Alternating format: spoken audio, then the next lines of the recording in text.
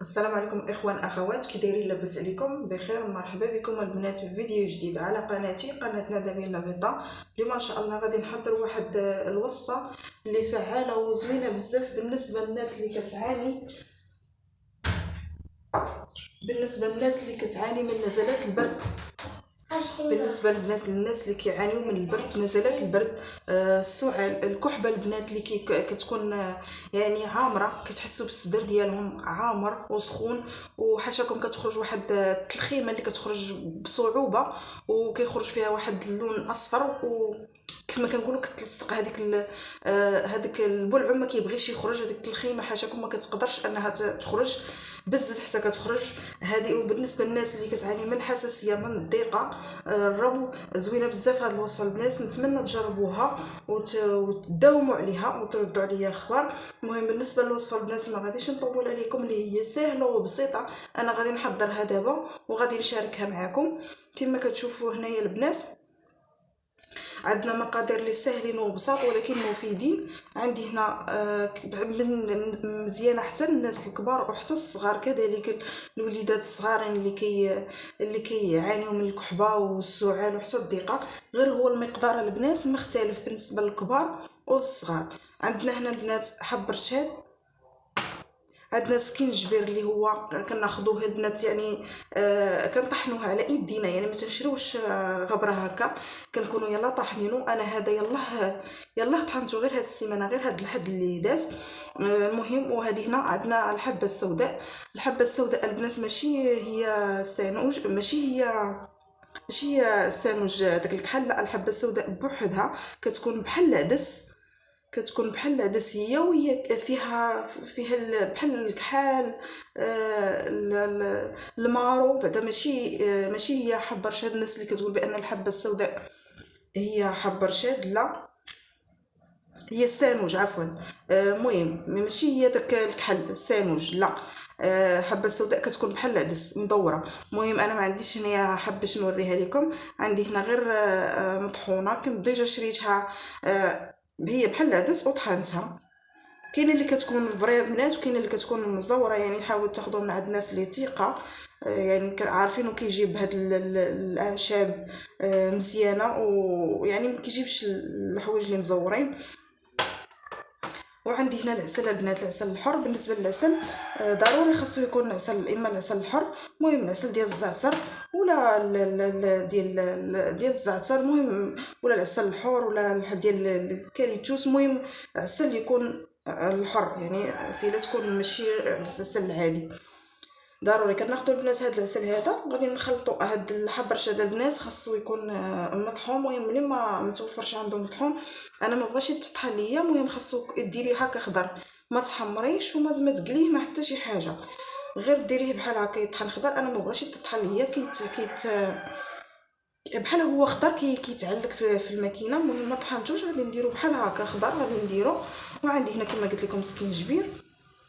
ضروري البنات، ضروري من سكينجبير انه يكون سكينجبير انه يكون، عفوا البنات، ضروري من السانوج، من سكينجبير انه يكون، يعني كتشريوه هكاك عرق وكطحنوه، ماشي تشريوه بحال هكا غبرق. ضروري من هاد القضيه البنات، حيت كاينين بعض العطاره اللي كيخلطوا سكينجبير مع الحمص مطحون، ولا كيكون هو اصلا سكينجبير وبارد، يعني قوه البروده ومطحون يعني مده طويله، ما كيبقاش عنده الفوائد ديالو.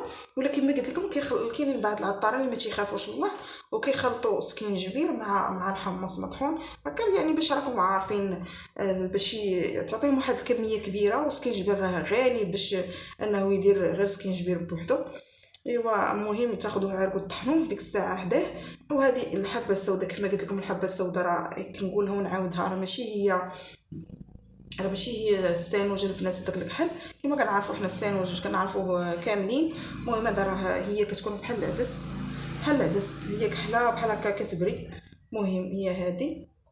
غادي ناخذوا البنات هنا العسل، انا خديت غادي نصايب غير مقدار صغير، غنصايبو غير شويه، ومن بعد يعني ملي يساليه هذا غنصايبو يعني الوليدات الصغارين ولا الزوج ديالك اللي كيكون بحال هكا ضاربو البرد، ولا الوليدات الصغارين. المهم نصايبو في هذا البرد هذا. كما كتعرفوا الناس كتمرض بزاف في هذا الفصل هذا بالبرد، نزلات البرد يعني ضروري كيكون الجو يلا كيبدا كيحيد الخريف وحيد الصيف ودخل الشتاء بحال هكا كيكون واحد الديكالاج بين يعني الفصول وكيكون الله يسر المرض. المهم كناخذوا هنا من الاحسن انكم يكونوا طاحنينو. انا هنا ما عندي ما غادي نرجع معكم البنات. عندي هنايا كما قلت لكم عندنا هنايا هذا عفوا حب رشيد كندير معلقه صغارين، جوج معلقات صغارين. المهم نتوما على حساب الكميه اللي باغيين تصايبوا. كنتو باغيين ديروا بزاف يعني غديروا ربعه ديال العسل وتخلطوا معاه جوج معالق كبار ديال الثانوج وجوج معالق كبار ديال المهم ديال هذا حبرشاد البنات. راه كيتغلط ليا بين الثانوج وحبرشاد. المهم هذا ها هو انا غنوريه لكم كيفاش داير. هذا اللي بحال المارو هذا حبرشاد اللي هو حبرشاد كنعرفوه غير كنبقى هذا. المهم اللي بغى يدير كميه كبيره يدير كما قلت لكم ربعه ديال العسل الحر، يدير فيها جوج معالق كبار ديال اللي قلت لكم البنات ربعه ديال العسل عفوا كنقول كنبقى نعاود حيت كنقطع الفيديو عاد كنكمل. المهم ربعه ديال العسل كديروا فيها جوج معالق كبار ديال هذا ديال حبرشاد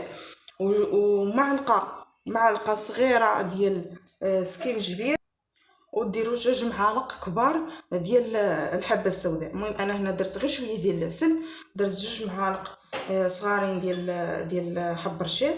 ما غاديش ندير غير شويه ديال السكينجبير، ما غاديش نقوي حتى انا ما دايرش انا ربعه ديال العسل صافي. وهذه غندير فيها جوج معالق كبار صغارين عفوا جوج معالق صغار ديال الحبه السوداء صافي البنات.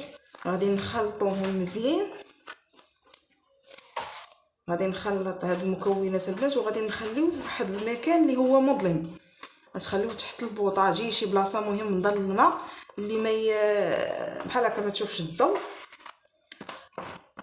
صافي. وبقاو ياكلوها يعني الشخص اللي مريض من الليل يعني ملي كيبغي ينعس. بالنسبه للناس البالغين سواء رجال ولا نساء الكبار، مهم الكبار كياخذوا معلقه صغيره قبل النعاس. وبالنسبه للدراري الصغار البنات ما كتعرفوا سكينجبير حار كديروا لهم ربع معلقه. الدراري الصغار ربع معلقه صغيره وكتعطيو لهم حتى هما ملي كيبغيو ينعسوا. مفيد بزاف البنات، مفيد بزاف الناس اللي كتعاني من البرد. كما قلت لكم الناس اللي كتكمي، الرجال اللي تيكميو وكيكون عندهم واحد الكحبه بحال ما تتبغيش تخرج ليهم. المهم هذا زوين بزاف ومفيد بزاف. وبالنسبه للناس اللي عندهم الضيقه الربو كيتخنقوا في الليل، الناس اللي عندهم ضيق التنفس وحتى الحساسيه كذلك، راه دواء زوين. نتمنى البنات تجربوه ومفيد بزاف. كيقوي المناعه البنات، كيزيد المناعه بالنسبه لهذا الجو هذا. كنعرفوا كنا كنمرضوا خاط غير طلي من الشرجم الله يسر هذا الجو كيمرض. مهم ها هو البنات